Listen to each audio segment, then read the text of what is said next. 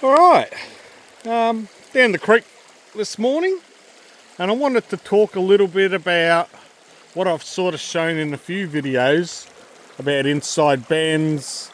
Well, not really so much inside bends, but you've got to see what the actual water is doing. And when it's flowing a lot harder like it is today, you've got to see what's going on. Now, if you look at this flow, you can see, I'll go this way first.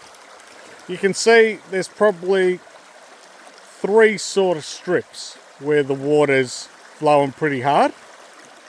It's flowing pretty hard over here. It's coming there. Now, inside bend, waters should be, really, you would think, the fastest flow would be hugging because it's trying to get around that corner. Well, that's really not what's happening, is it? If you look at this, the water's coming down. It's splitting off into three sort of bits there because there's some rocks. There's some other rocks in the ground, so it's creating a little bit of a divot. You've got a rock here that's slowing the water down. But to me, if I'm looking at this, the fastest water is actually on the outside of this bend and in the middle. So does that mean when there's water flow and there's enough water flow to move that gold, is it going to be hugging along this bank and going into this and then making contact along that ground, making contact along the outside bend bank and dropping out? It's going to be flowing in the middle there and dropping out. Or do you really think it's going to be there? Well, it's too slow. The water's too slow. You have to be another foot or two higher, maybe, possibly, for it to be trying to hug that corner. But it's just the pace of this water. The flow is coming here. This is where it's going to drop out. We'll look up here a little bit. You might say to yourself, why? Why is there more water flow on the outside where I think it'd be on the inside? And it's got a lot to do with what's happening here. So this bend, this is the inside bend. Fastest flow's coming through here. And for whatever reason, as it comes down through here, it's still, that fastest flow is hugging that outside bend of the next bend. This bend over here, there's a few different things happening. Obviously you've got bedrock and some rocks in there, changing the flow a little bit. Very slower area there, but even though as it's coming out of that corner it's coming across to that way, it's because of the bedrock there, it's coming straight back down here. So one thing you got to test, you can't always look at the ground and go, oh, it's going to be right here or it's going to be right there.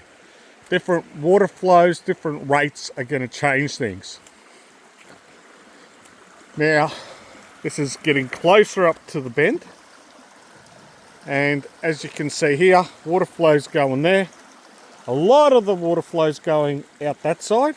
A fair bit's coming this side. But, in saying that, a lot of that next flow that's coming down, we'll have a look at that. Because in this section as well, there's a lot of bedrock. It's pretty shallow. So you get to see all these ripples and everything else. Now, when we look at this, coming from a reasonably sort of wide area in a straight run, if we look at this, definitely inside bend most of the flow. So gold-wise, if it's going to be travelling along a line, it's going to be here. There's a big bit of rock out there sticking up, which is slowing things down. A little bit of water is still going on the outside, but majority is it from the middle, you could say, to the inside bend. Now, the section just up here, my favourite tree that used to be here, and when it was blocking this creek, even though you can see the debris there, this used to go here, that was connected before they cut it, and it was acting like a dam. Now, obviously the water's slowing down here because it's so wide. But what used to happen was the creek actually was up in here. And that was all there. All this debris was all here. This was all full of water. This was always constantly holding a lot of water. And the creek would actually go right up to where that bank is. When they cut all this and they got the debris, they got all the debris and they threw it there. But the actual creek used to actually go around there and come through there. Now, this section's actually still quite deep. And even though the water's going reasonably slow compared to what's happening down there, the reason you can see all the ripples and everything there, it's shallow. Here it's deeper. There's a lot of silt and clay sort of stuff here, and not really a great place. I personally don't think. I've never really had much luck in that section. A lot better luck in this section. That might be because the reef was there, and the ground's just different. The ground is definitely different. When we walk up here a bit further, there's probably some type of log or something going across.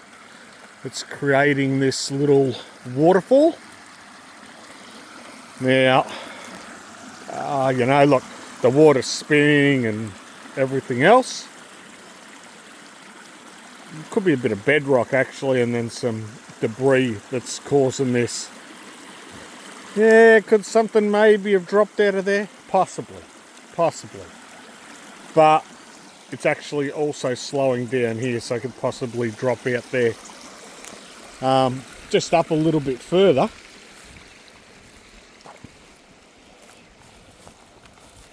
we've got this narrowy section.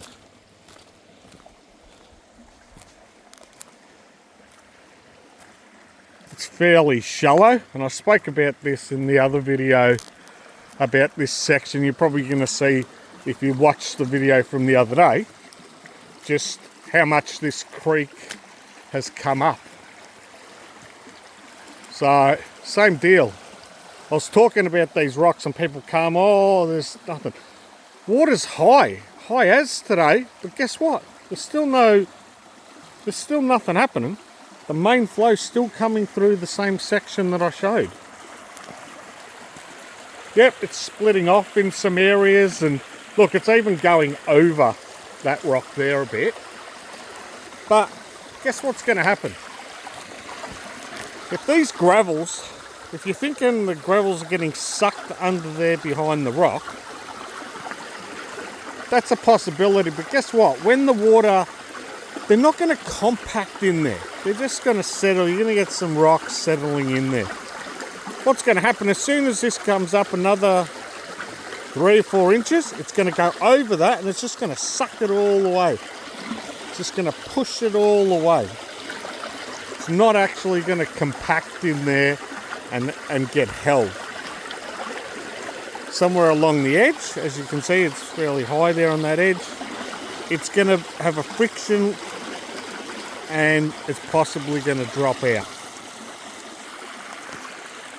Creek up here is still flowing pretty hard, and you can see even here, this gets dug out all the time, this area, all the time. This channel gets dug out and constantly dug out over and over and over and over again.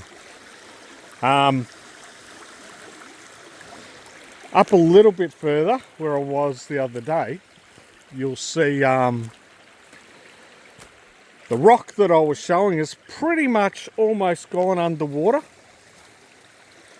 And if you look at that bank, you can see most of that bank. It's gone up about a foot now. Same deal. Look where the water's coming. Even though it's so high, the main flow